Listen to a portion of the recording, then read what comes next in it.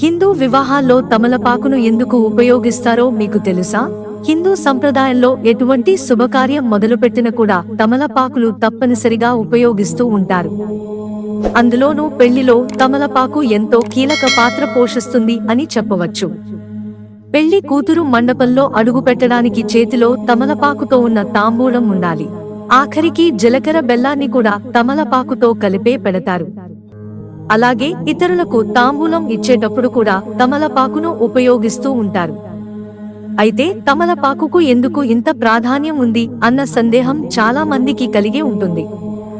ఈ విషయం గురించి పండితులు ఏం చెబుతున్నారో ఇప్పుడు మనం తెలుసుకుందాం.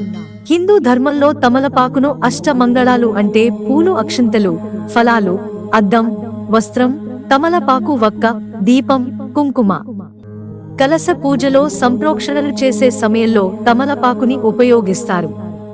పూజలలో, వ్రతాలలో, నోములలో తమలపాకును తప్పనిసరిగా ఉపయోగిస్తారు. పసుపు గణపతిని, గౌరీదేవిని తమలపాకుపైనే అధిష్ఠింపజేస్తాం. భారతదేశంలో తాంబూల సేవనం చాలా ప్రాచీనమైన అలవాటు. భగవంతుని పూజ చేసేటప్పుడు, అలాగే దక్షిణ ఇచ్చేటప్పుడు, పిల్లలలో భోజనం తర్వాత తీసుకునే కిల్లిలలో కూడా ఈ తమలపాకుని వినియోగిస్తూ ఉంటాం. దంపతులు తాంబూల సేవనం చేయడం వల్ల వారి అనురాగం రెట్టింపు అవుతుందని మన పెద్దలు చెప్పుతూ ఉంటారు.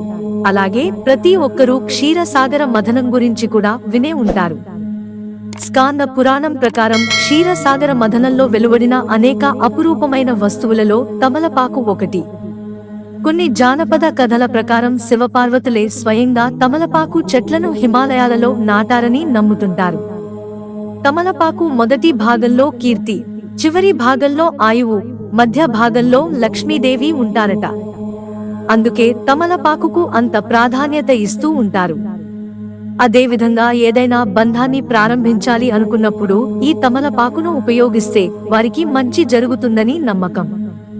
అందుకే ఖచ్చితంగా పెళ్లిలో వీటిని ఉపయోగిస్తారు. హిందూ పెళ్లిలో జీలకర్ర బెల్లం పెడితే దాదాపు పెళ్లి అయిపోయినట్లే అని అంటుంటారు. అలాంటి జీలకర్ర బెల్లాన్ని తమిళపాకులో ఉంచే పెడతారన్న విషయం తెలిసిందే. ఇక బెంగాలీ పెళ్లిలో అయితే వధువుని ఆమె సోదరులు తీసుకువస్తుండగా ఆమె తన ముఖాన్ని 2 తమలపాకులతో కనిపించకుండా ముఖానికి అడ్డుగా పెట్టుకుంటుంది. ఆ తర్వాత వరుడు ముందు కూర్చొని వాటిని తొలగించి పెళ్లి కొడుకును చూస్తుందట. అలా చేస్తే అదృష్టం కలుగుతుందని వారి నమ్మకం. అదేవిధంగా రాజస్థానీ పెళ్లిలో కూడా వధువు కుటుంబం వరుడు కుటుంబానికి భోజనాలు వడ్డించాలి. ఈ సాంప్రదాయం ఎప్పటినుంచో వస్తోంది. అయితే ఆ భోజనంలో తప్పకుండా తమలపాకు ఉండాలట. మిత్రులారా, ఛానల్ సబ్స్క్రైబ్ చేసుకోవడం మర్చిపోకండి. ధన్యవాదాలు.